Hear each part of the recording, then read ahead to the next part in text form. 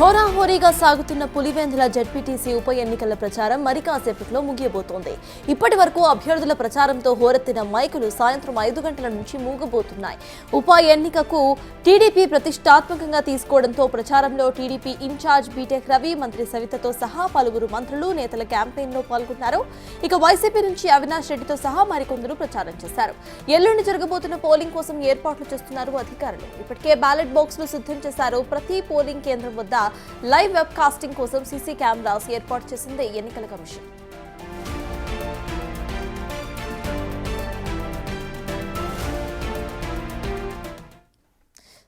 Pulivendula ZPTC ఉప ఎన్నికల ప్రచారం మరి కాసేపట్లో ముగియబోతోంది. దీనికి సంబంధించిన పూర్తి అప్డేట్స్ మా ప్రతినిధి అందించడానికి సిద్ధంగా ఉన్నారు. శివ, చెప్పండి, ప్రెసెంట్ అసలు అక్కడ అప్డేట్స్ ఎలా ఉన్నాయి? ప్రెసెంట్ మరి కాసేపట్లో ఇక్కడ పూర్తిగా కూడా ఎవరికి వాళ్ళు ప్రచారాన్ని ఆపేయాలి కాబట్టి ప్రెసెంట్ పొలిటికల్ సిచ్యువేషన్ అక్కడ ఎలా ఉంది?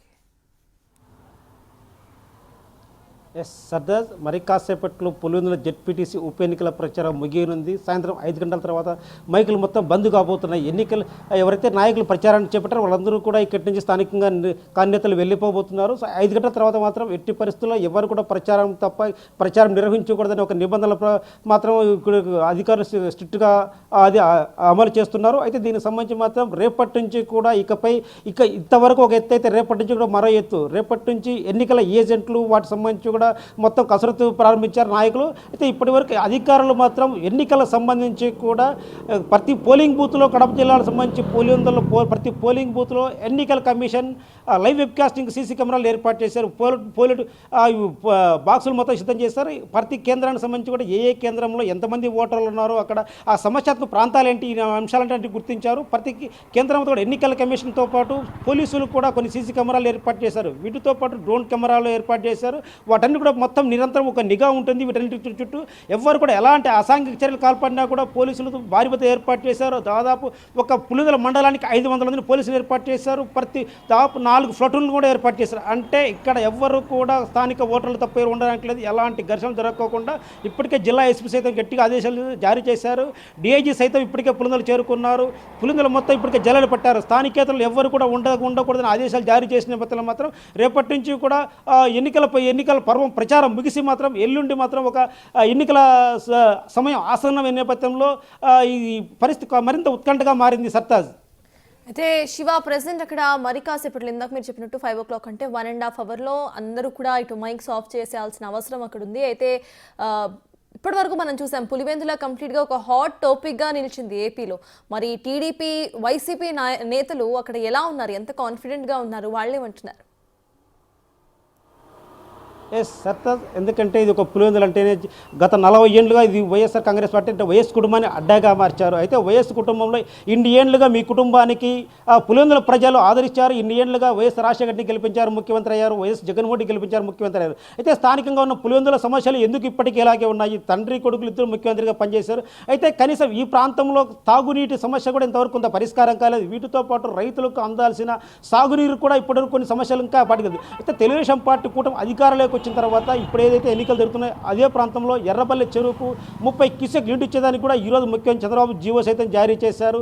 సో ఇకపై కూడా పులివెందుల ప్రాంతాన్ని రాష్ట్రంలో అన్ని ప్రాంతాలను ఎలా అభివృద్ధి చేస్తామో పులివెందుల ప్రాంతాన్ని కూడా అలాగే అభివృద్ధి చేస్తాం. పులివెందుల అభివృద్ధి ఎలాంటి పరిస్థితుల్లో ఆగదు.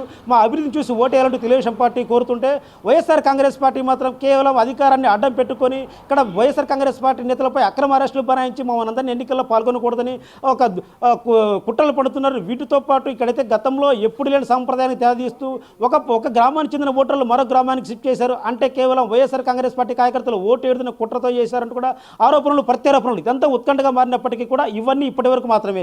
ఇకపై మాత్రం ఓటర్ల చేతిలో ఉంటుంది రాజకీయ నాయకుల భవిష్యత్తు. ఎందుకంటే ఇది ఒక ఇక్కడ జరిగేది వైఎస్ జగన్మోహన్ రెడ్డి, చంద్రబాబు మధ్య పోటీ అంతగా తీవ్ర ఉత్కంఠ రేపుతోంది. కేవలం మండల స్థాయిలో ఒక మండలాన్ని జరిగే ఒక ఉప ఎన్నిక అయినప్పటికీ కూడా 10,600 ఓట్లు మాత్రమే ఉన్నాయి. ఒక చిన్న మండలం, ఒక ఉప ఎన్నిక. కానీ ఈ ఉప ఎన్నిక మాత్రం రాష్ట్ర స్థాయి దృష్టి ఆకర్షించింది. దాదాపు రాష్ట్ర వ్యాప్తంగా కూడా ఇక్కడ భారీగా పందాలు కూడా జరుగుతుంటే తెలుస్తుంది. కేవలం ఇక మండల ఉప ఎన్నికకు ఇంత ఎందుకు ఉత్కంఠ రేపిందంటే కేవలం వైఎస్ జగన్మోహన్ రెడ్డి ఆట.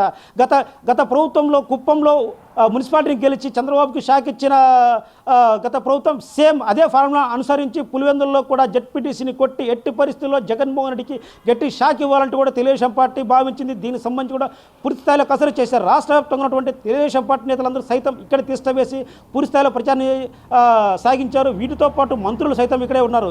ఇతర జిల్లా చెందిన ఎమ్మెల్యేలు సైతం ఇక్కడ ప్రచారంలో పాల్గొన్నారు. అంటే ఒక ఉప ఎన్నికకు ఇంత తీవ్ర స్థాయిలో ఉత్కంఠ రేపడం, రాష్ట్ర స్థాయిలో చర్చనీయాంశం కావడం బహుశా ఇదే మొదటిసారి కావచ్చు ఒక మండల స్థాయి ఎన్నికకు. సో ఇదంతా ఒక వ్యక్తి మాత్రం మన్నాడు ఈ ఇద్దరు నేతల భవిష్యత్తు మాత్రం కేవలం పోలింగ్ బాక్సులో నిమిత్తమై ఉంటుంది. సో ఈ ఎన్నిక ఈరోజుకి తెరపడింది. మన్నాడు ఇక్కడి నుంచి కూడా రేపటి నుంచి కూడా సరికొత్త రాజకీయానికి తెర లేపనుంది ఇరు పార్టీలు.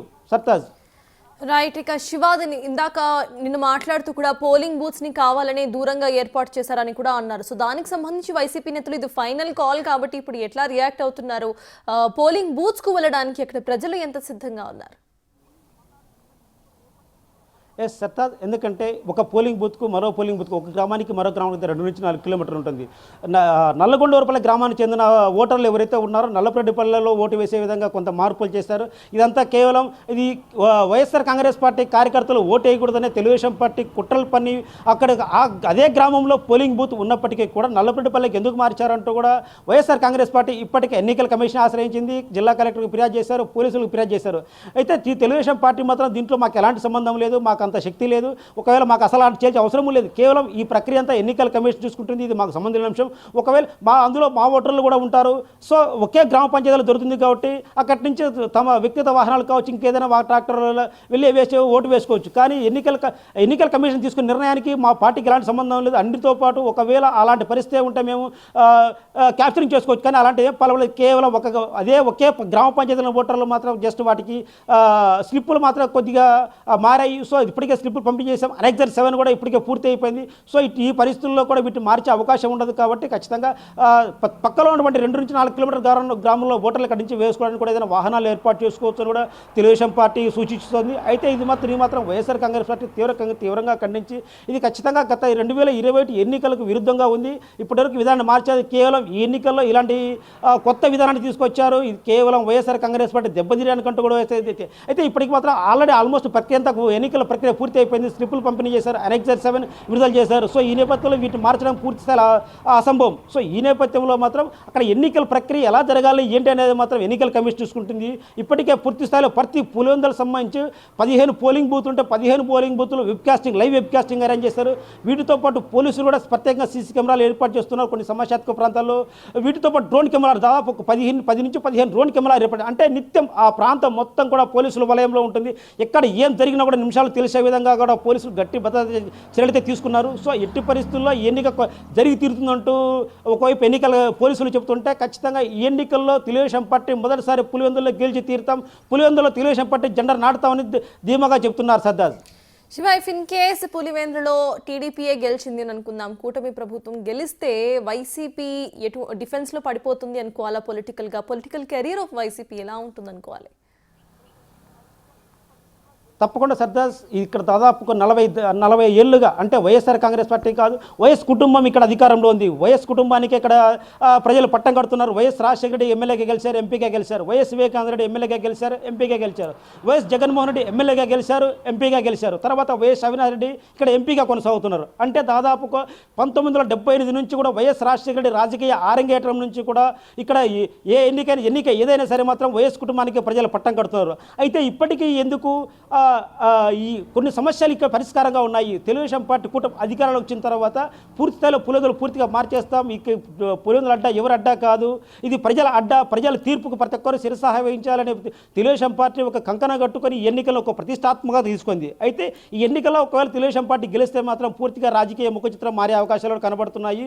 స్థానికంగా ఇప్పటివరకు తెలుగుదేశం పార్టీ ఇప్పటివరకు గెలవకపోయినప్పటికీ కూడా అయితే గత ఎన్నికల్లో మాత్రం మొదటిసారి జగన్మోహన్ రెడ్డి ఆధిపత్యాన్ని కూడా తగ్గించారు. ఆయన దానికి గతంలో ఉన్న కంటే కాస్త ఎక్కువ మెజార్టీని తగ్గించారు. అంటే ఖచ్చితంగా తెలుగుదేశం పార్టీకి ఒక 20 నుంచి 30 ఓటర్లు ఆ మెజార్టీ తగ్గిందంటే తెలుగుదేశం పార్టీకి ప్రజలు ఆదరిస్తున్నట్టే. సో ఈ ఎన్నికల్లో ఖచ్చితంగా గెలిస్తే మాత్రం ఈ ప్రభావం వచ్చే 2029 ఎన్నికల ప్రభావం పడే అవకాశం ఉంటుంది. ఖచ్చితంగా వై నాట్ పులివెందులు అనే స్లోగన్ ఏదైతే తెలుగుదేశం పార్టీ మొదటి నుంచి తీసుకుందో, సో ఆ స్లోగన్ నిజం చేసే విధంగా 2029 ఎన్నికల్లో ఎట్టి పరిస్థితుల్లో పులివెందులు గెలిచి తీరాలి, జగన్మోహన్ రెడ్డి దెబ్బ కొట్టాలనే లక్ష్యంతో మాత్రం ఈ ఎన్నికలకు పూర్తిస్థాయిలో దృష్టి సారించింది. ఎందుకంటే ఇది ఒక జడ్పీ స్థాయి ఎన్నికైనప్పటికీ కూడా కేవలం 2029 ఎన్నికలను దృష్టిలో పెట్టుకొని ఈ ఎన్నికను ప్రతిష్టాత్మకంగా తీసుకోవడం, రాష్ట్ర స్థాయిలో ఉన్నటువంటి నేతలంతా కూడా ఇక్కడికి చేరుకొని ఇక్కడ ప్రచార నిర్వహణ చూస్తుంటే మాత్రం కేవలం వైఎస్ జగన్మోహన్ రెడ్డికి 29 ఎన్నికల్లో చెక్ పెట్టాలి, వైఎస్ కుటుంబానికి చెక్ పెట్టాలి. సో ఇదే తమ లక్ష్యంగా పెట్టుకొని టీడీపీ అధినేత ఆదేశాలతో స్థానిక ఎవరైతే ఇన్ఛార్జ్ ఉన్నారో బీటెక్ రవితో పాటు స్థానిక ఎమ్మెల్సీ రాంగోపాల్ రెడ్డి కావచ్చు, ఈ కాన్స్టిట్యూన్సీ నేతలతో పాటు జిల్లా నేతలు అందరూ కూడా ఇక్కడ తిష్ట వేశారు. దాదాపు 10 రోజులుగా ఇక్కడే ఉన్నారు నేతలంతా కూడా. ముఖ్యంగా వీటన్నిటికి సంబంధించి కూడా ఎవరైతే జమ్మలూరు ఎమ్మెల్యే ఆదినాడు కూటమి ఎమ్మెల్యే ఆయన కూడా ఇక్కడే తిష్ట వేశారు.